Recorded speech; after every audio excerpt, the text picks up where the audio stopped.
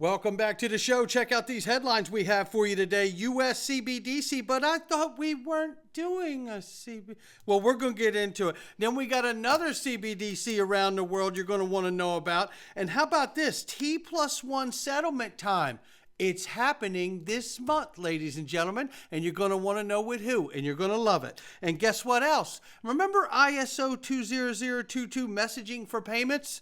Remember how everyone said it has nothing to do with XRP or this, that, and the other? Well, we're going to prove them wrong today. Somebody roll that beautiful intro.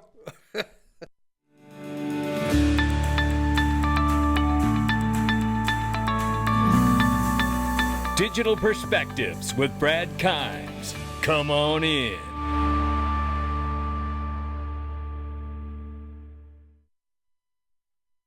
Welcome back to the show. You can follow us on Twitter and YouTube and digperspectives.com for exclusive content. Right now, it's $2.86 trillion market cap for crypto. The market is off by 1.2%. Good morning, good afternoon, good evening, wherever you are. Just over 72,000 for Bitcoin, 3,800 plus for Ethereum, and 102 billion plus for market cap for Tether. XRP at the number 7 spot is 67 cents now. It's going the wrong way. Get on up there. Yeah, it didn't work. We'll check on it later. Right now, off by 0.9 on the 24-hour and up 8.8 on the 7-day. I love the smell of crypto in the morning. Yeah, 67 cents right now. We're not scared. If you're scared, say you're scared. 70 cents on the top. That's where we're at today. Let's go ahead and get a look at this right here. Oh boy, look who it is. It's Janet Yellen. And she regrets saying inflation was transitory. It takes a while for that to filter into the CPI. You tell them, Janet. I have every expectation that the single largest contributor to it, to inflation, is going to be moving down over this year. And that will bring the rest of it with it. So in 2021, you did say that inflation was transitory. Do you regret saying that now? I regret saying it was transitory. It has come down, but I think transitory means a few weeks or months to most people. She can clearly see the lie that she told back then, right? It's a tough gig, right? Because you have to lie in the moment that you're in, because if you tell the truth, you'll cause panic everywhere, right? So you use words like transitory when you know full well it's here for a while, because it's still here, isn't it, Janet?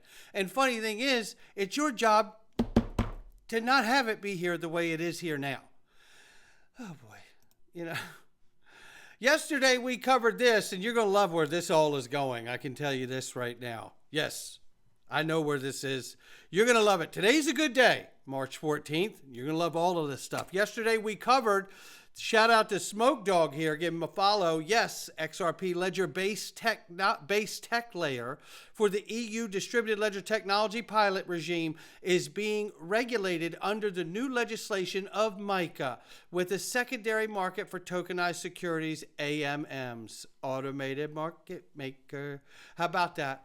Axology is XRP ledger-based EU DLT pilot regime regulation for MiCA regulations here. We are smack dab in the middle of this thing, ladies and gentlemen. It just hasn't taken off yet, but we're in the right place. My goodness, we are right in the middle of the global financial system. Man, I'm loving this. Well, let's go another step here. Then we have a reminder of exactly what's going on here in the United States. And we know we've been a laggard when it comes to regulation. I want you to listen to this clip and hear what happens here when Warren Davis is talking. Always more.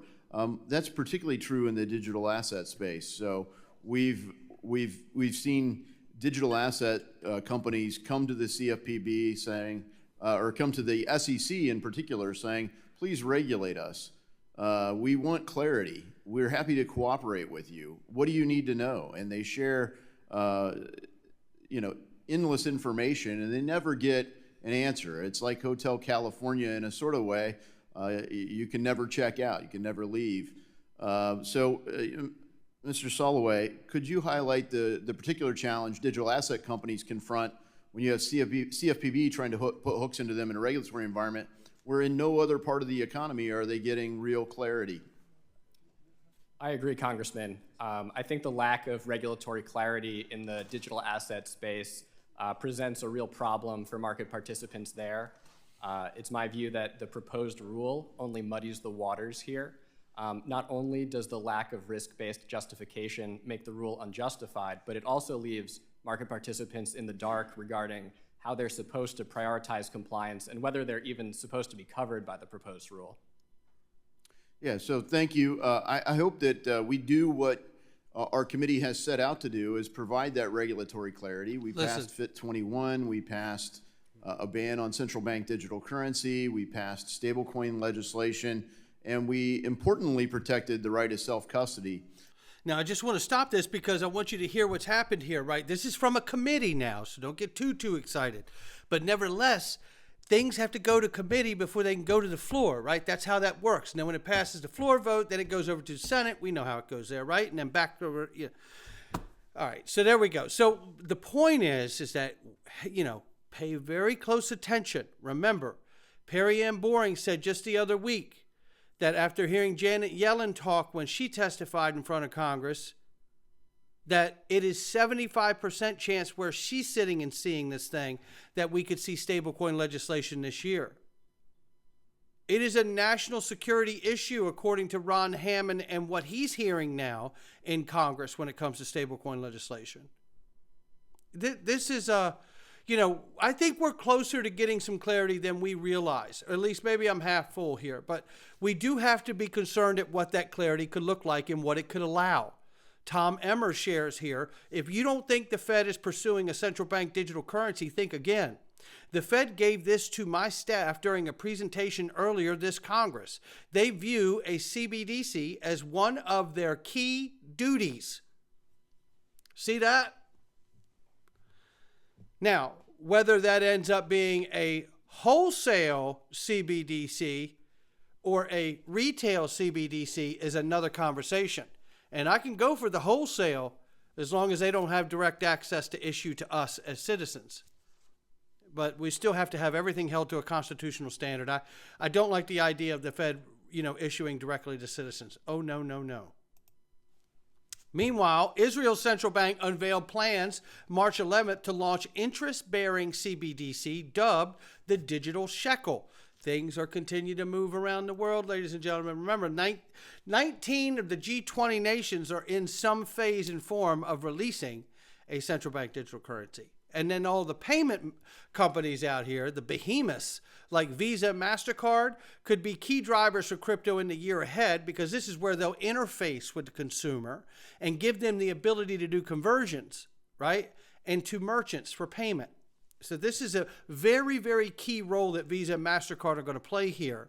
This will be a way of absorbing that consumer activity, I believe, in a very, very easy way with the infrastructure already built using Currency Cloud, Earthport, as we know, to run these things and facilitate that conversion of digital assets. Remember, stablecoins, CBDCs, as well as crypto, that's digital assets. They like the whole bit of it. So it's coming. But now let's take a look at this. Shout out to ISO20022. Let's do it. Rohit Q, give him a follow. S&P Global Markets Intelligence, DTCC, on T+1 offering. Take a look here. To deliver a joint solution to support clients impacted by upcoming U.S. T+1 settlement requirements, DTC's alert to increase transparency, efficiency, and straight-through processing in the institutional trading industry.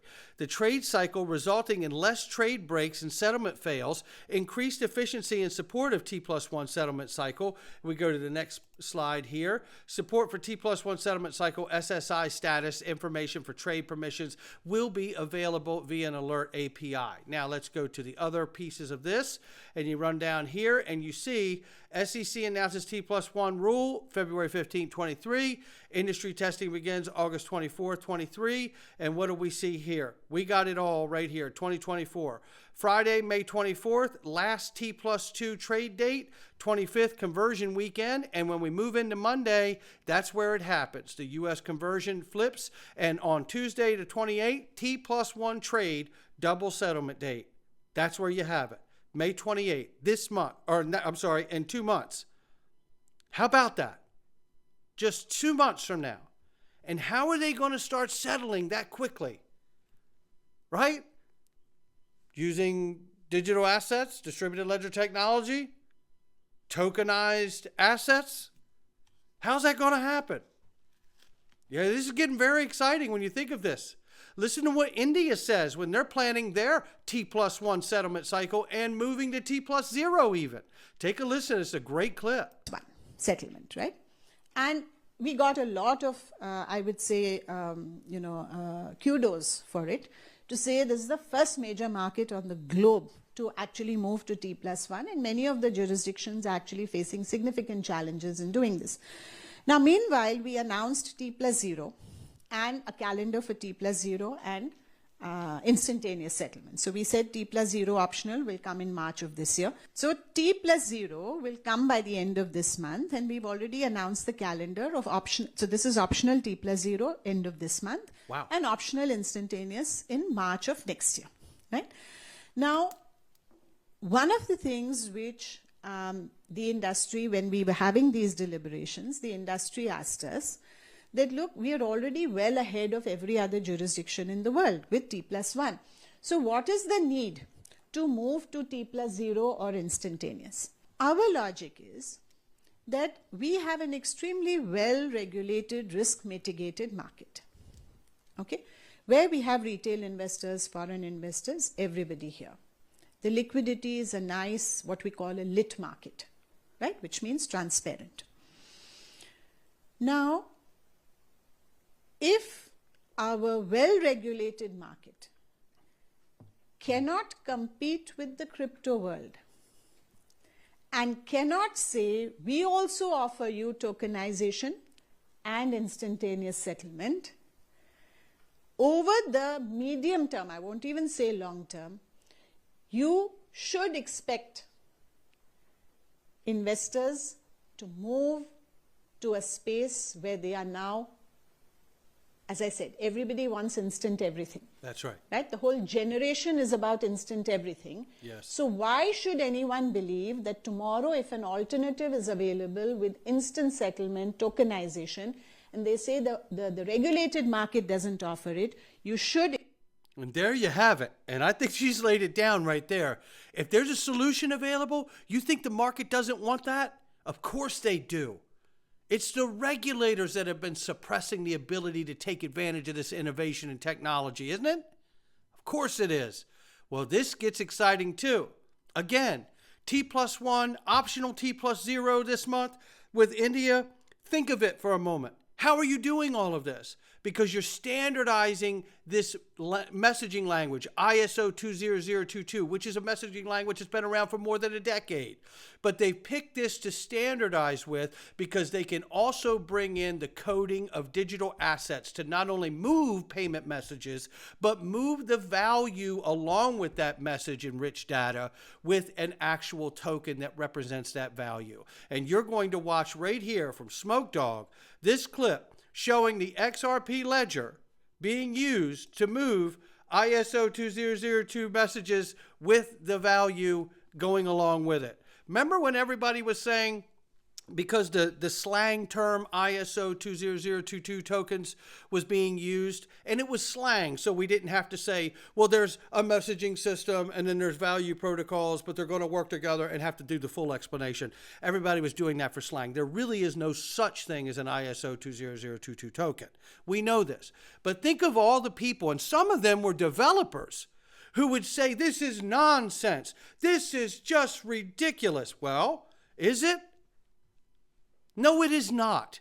And those same people, if they wanted to, and this tells you how they were made from the inside as a human being, could have simply explained, no, you're close, you're right. And instead of letting me shoot down everything out here that's so close to being right and picking pepper out of fly poop, right? Maybe I could actually serve the community in a positive way and say, actually, you guys are dead on the mark here.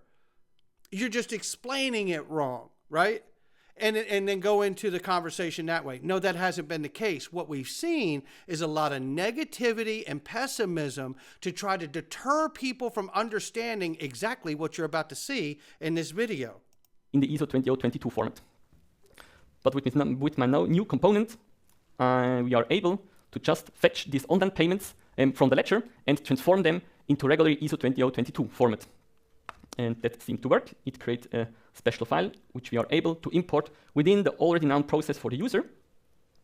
And just can show, OK, we have received 5 Swiss francs again, and we can continue in my regular use process. That means, all in all, we can, from a integrate XRP Ledger into accounting software. Listen what he says right here. sender side, send payments within our NUM process over the XRP ledger, and as a receiver, we can just use the ledger to receive all these payments and transform them into a format which my accounting software already understands. There you have it. There's the missing link, right? That a lot of these people out here could have simply said to us, because we already speculated and knew where it was going, right? So at the end of the day, when you say ISO20022 tokens or ISO tokens, we know that that's not really a thing, but we know what we mean. And remember these people. I'm telling you, remember these people and what they were saying to all of us at the time, trying to poo-poo the whole understanding that we had. We understand this exactly the way it is, and this is going exactly where we know it's going, just like we knew Ripple was the first distributed ledger technology company to be brought into the standards body committee for ISO 20022, and then Stellar followed. Right? But the entire time, we've had to fight through other people trying to deter us from knowing what they completely understood. What does that say about them? Not much at my house. It's a fight, ladies and gentlemen. Make no mistake about it. People have been trying to talk you out of your position and your understanding for a very, very long time. And that fight continues because we got a few years in front of us where AI is going to really make the world feel like it's more upside down than it already is. And isn't that quite a statement? But we're going to get into it right now in the Freedom Zone. You need to know everything about this because it is what's coming. It's going to affect every single individual on this planet. No question about it. We got to be as prepared as we can. Join us at digitalperspectives.com at the Freedom Zone. It costs next to nothing to join. Come on in.